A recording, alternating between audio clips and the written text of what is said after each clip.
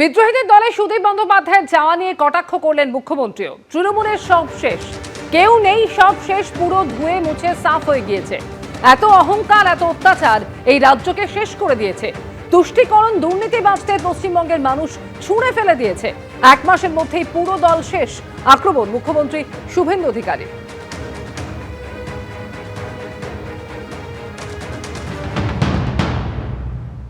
TV में आ रहा है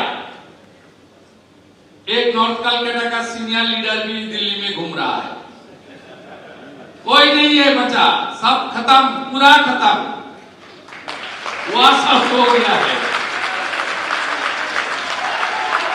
इतना घमंड, इतना अत्याचार पुलिस को देकर और गुंडा को लेकर ये राज्य को बर्बाद करने वाला तुष्टीकरण, भ्रष्टाचारी, परिवारवादी एक शक्ति को, बंगाल की जनता को उखाड़ फेंकी है।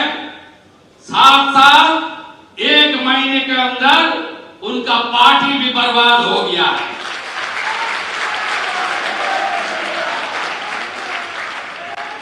जो सनातनी को गाली देता है, जो महाकुंभ को मृत्यु कुंभ बोलता है, जो राम मंदिर के खिलाफ जुलूस निकलता है, वो ये धराधाम में वो ज्यादा दिन तक उनका राज नहीं चलता है। সুদীপ বন্দ্যোপাধ্যায়কে বিজেপি নেবে বলে মনে হয় না। দেশের স্বার্থে নিজের ব্যক্তিগত রাগ অভিমানের জায়গা নেই। সুদীপ বন্দ্যোপাধ্যায়ের বিদ্রোহী ব্লকে যোগ দেওয়া নিয়ে প্রতিক্রিয়া বিজেপি বিধায়ক সজল ঘোষের। এরা স্বামী স্ত্রীর বাইরে কিছু বোঝেননি, জনতার কথা ভাবেননি, কটাক্ষ সজল ঘোষের।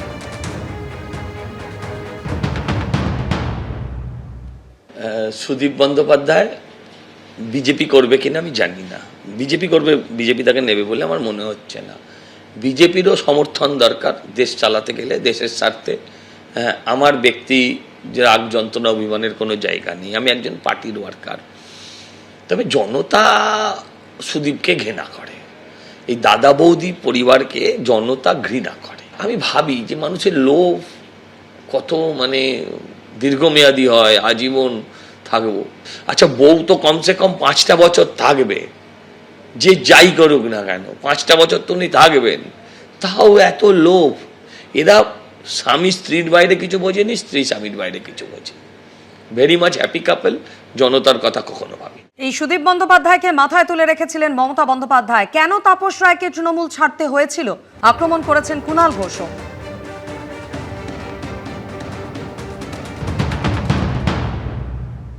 মমতা বন্দ্যোপাধ্যায় আমাদের নেত্রীর, এগুলো প্রাপ্য ছিল।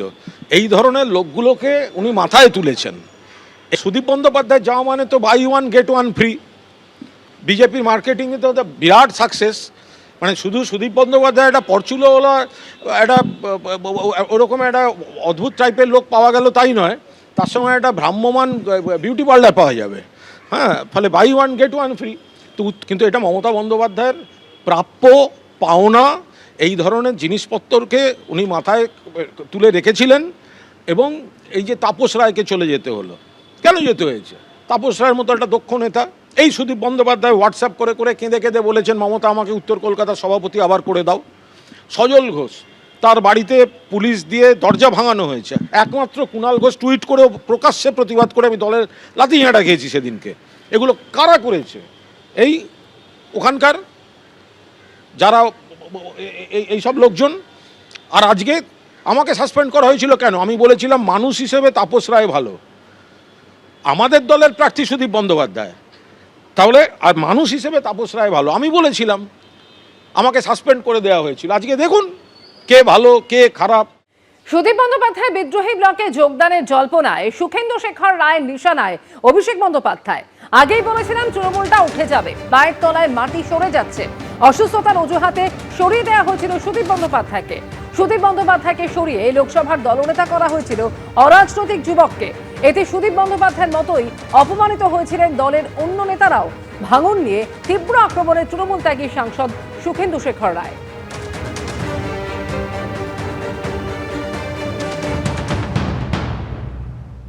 লোকসভায় দলের নেতা ছিলেন, তাকে অসুস্থতার অজুহাত দেখিয়ে সরিয়ে দেওয়া হলো, যদিও তিনি অসুস্থ সেই সময় ছিলেন না, যথেষ্ট সুস্থ ছিলেন, এবং তার জায়গায় নিয়ে আসা হলো একটি অরাজনৈতিক যুবককে, যেটাতে আমার মনে হয় যে সুদীপদা নিজে যেমন অপমানিত হয়েছে, দলেও অনেকেই এই ব্যাপারে খুব ক্ষুব্ধ এবং অপমানিত ছিলেন।